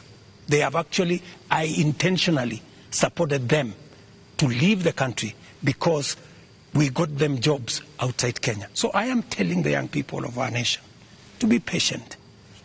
Our housing program is rolling. We will be hiring more architects, we will be hiring more engineers, we will be hiring more professionals to support our housing program. In the next 2 years, we will have 300, maybe 1,000 people working in that space. Be patient. We are sorting out the challenges that are facing our digital space. We are rolling out our digital space. Young guys, by the end of next year, God willing, we will have a digital hub in every ward in Kenya because we have already started that process. Every TVET in Kenya today has an ICT hub with young people monetizing their talent. I want to tell them we are full speed into manufacturing. That is why we're saying we're no longer importing clinker, we're no longer importing steel, we're no longer importing clinker, we are no longer importing furniture. We are going to stop importing eggs, we're going to stop importing onions and all this because we want to promote our local manufacturing to be able to create jobs for them. We are no longer going to be importing diapers or sanitary pads from other countries. They are going to be manufactured here. Mr. President, I have worked with the industries to make sure that we create opportunities for these young people. We are going to work with them to deal with the challenge of corruption. We're going to work with them to cut down on government largesse. I am going to make sure that we have a lean government that responds to the reality of where we are as a country. That is what I am telling my good young people. The young people. There's another group of young people. Please speak to them directly. Yes. The young doctors who are in university graduating this year, yes, who are going to look for internship in the next year. The young JS teachers who were on strike a couple of weeks ago, who are expecting to be absorbed into full permanent and pensionable contracts this year. The young clinical officers also who are graduating and they expect to go on internship. The other clinical officers who are hired on contract during COVID and other programs that are just contracts and contracts are coming to an end. I am telling the JSS teachers, I had factored in 18 billion shillings in this year's finance bill to be able to transfer them to permanent and pensionable. Because in my phone, so many of them have asked me, Mr. President, we came in, we had an agreement that we are going to be interns for 2 years, we will move to permanent and pensionable. Although I don't have the finance bill, I want to tell them, give me a bit of time, let me figure this out, how we are going to do it without the finance bill. We had also put 3 billion shillings for the doctors so that we can be able to sort them out, especially the intern doctors and those who we intended to hire under our UHC program. I had put 10 billion shillings on the UHC program under the finance bill. That is now not in the equation. I have to figure out. Let them just give me a little time. I'm going to figure it out again because I know and I feel and I made a commitment to them that we will do this. So even in the absence of the finance bill and even as we cut down on expenditure on many other areas, it is still my commitment that we will see what to do with them so that the job they are doing in teaching our children, in treating our people, do not go to waste. Mr. President, we're almost winding down this, but have you noticed that those young people, they actually have worked out the things that they believe you can take out and still be able to do the important things? Because you seem to have this elaborate plan, and I'm wondering where their views will fit in, because you seem to have this all worked out, but they probably don't want all those things. That is why they have figured out. That is why, you know, part of what I told you, Joe, is communicating, you know. And I hope this time round I find a medium where I can engage, you know. And I am ready to go to this X place to engage with them. And I want to tell them, this is my plan, okay? Tell me how I can make this better. Tell me this is not good enough, you know. Change this. Because I have seen some of the demands they have made. They have said that don't hire CASs. And I agree with them. They have said remove the office of the first lady, the spouse of the second lady and all that. And I have agreed with them. They have said a couple of things that we already are in agreement. They have, of course, said some of the things, abolish the office of women rep. I've seen they have also said we should reduce the salaries of MPs to 200,000 or something. Some of those things are things that are not in my power. Those are the things that we need to do a whole of society, a whole of nation approach, so that if we are bringing down salaries from 1.1 trillion to 700 billion, that is something I am willing, and I am ready to start with my own salary, going down to salaries of others, so that we can all live within our means. Your Excellency, we are now going to our final questions. And my final question will be about the protests and the deployment of KDF, which you did a few days ago. Now, the Gen Z, millennials, and the online Kenyans that are organizing these protests are promising to be back on the streets on Tuesday. What should we expect on Tuesday when protesters, peaceful as some of them have been, turn up on the streets of Nairobi? Do we expect them to be chased away by the Kenya Defense Forces? First, the Kenya Defense Forces will not be on the street. They only come as a last resort. If the demonstrations will be peaceful, I promise you, the police will be there to protect the demonstrators. But the police will also be there to make sure that the criminals, the fellows who come to burn offices, the fellows who come to loot property, will also be dealt with. That is my commitment. We must all operate within the law, and that is what it is. My final question is on the elephant in the room, the elephant in our budget, public debt. Candidate William Ruto responded to a question during the debate, and he said he's going to commission an audit of the public debt. President William Ruto last year responded to the same question and said it's important for us to audit our public debt. Today's question is when? Public debt is actually a public document where we are as a country. The 10-point-something trillion of our debt is in the public domain. But I am prepared for us to put in forensic experts as part of this exercise so that we can all appreciate, yes, this is what we owe. And then agree, how do we pay? How do we deal with it?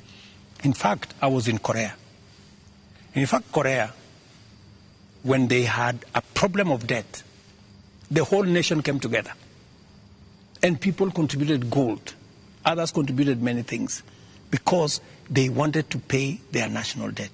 Maybe we will need that conversation once we are all clear that this is public debt. My question, Mr. President, is when? As soon as we finish this conversation, once we have agreed that this is the way we are going, I will institute the necessary steps to make sure that that debt is audited and it is made public for Kenyans to know this is the public debt. And I'm sure it will not take a month for us to be able to know what is Kenya's public debt. And then we can take it up from there and go forward. Mr. President, my final question is about your cabinet.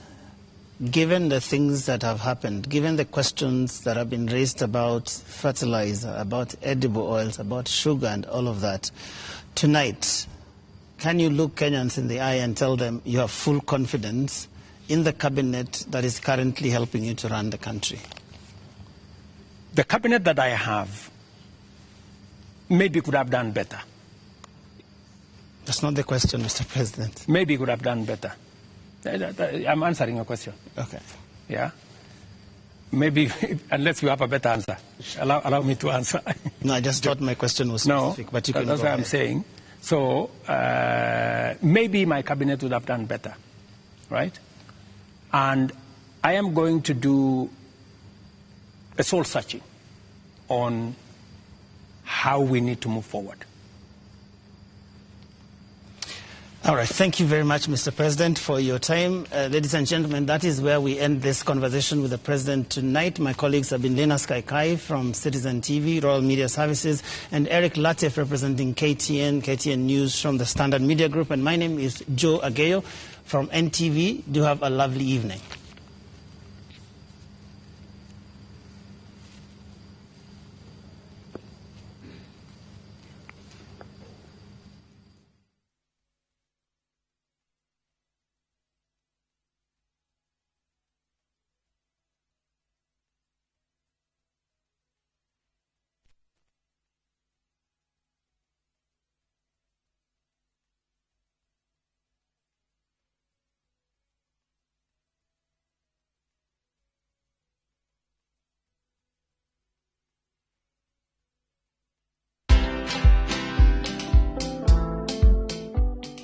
Jabali Mpreza umecheki hivi video ile ya penzi area John record. Wacha hivi. Utajua sisi lazima vida kwa tenjo na jenda kupenzi.